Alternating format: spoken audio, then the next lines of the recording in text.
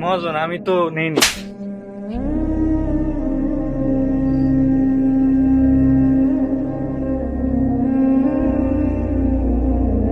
সকাল থেকে এই কয়টা টাকা বিক্রি, ব্যবসা তো নেই।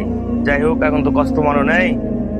এই শামিম, এখন কাস্টমার নেই, আমি একটু বাইরে থেকে ঘুরে আসি। আর এই যে কাছে টাকা রেখে গেলাম। আচ্ছা ঠিক আছে মহাজন, দেখে রাখবো নি। আপনি যান, নিশ্চিন্তে যান, সমস্যা নেই।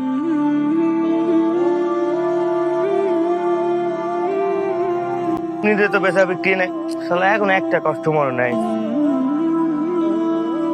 কিরে, কাছের টাকা এই শামিম,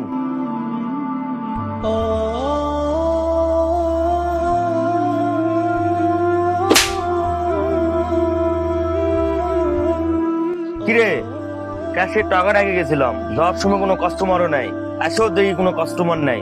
টাকাগুলো গেল কই? টাকা তুই ছাড়া কেউ নিসনি, টাকা দে। মহাজন আমি তো নেইনি।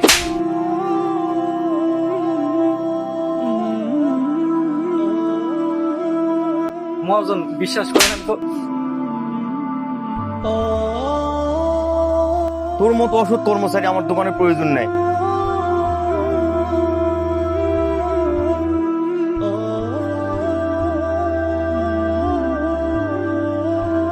আব্বু, তোমাকে তো তখন একটা কথা বলা হয়নি? 10,000 টাকা ছিল, আমি তো নিয়ে গেছি, স্বামী মামা বলে গেছি, তোমাকে বলিছে কি? কিরে, তুই টাকা নিয়ে যাবি, তুই একটা বার আমাকে বলবি না? ফোন দিয়ে তো বলবি অন্তত, আমি নাই। তোর জন্য আজকে কত বড় একটা ভুল করে ফেললাম। দীর্ঘদিনের একটা বিশ্বাস অবিশ্বাসে পরিণত হয়ে গেল। তুই তো মানুষ তো হলি।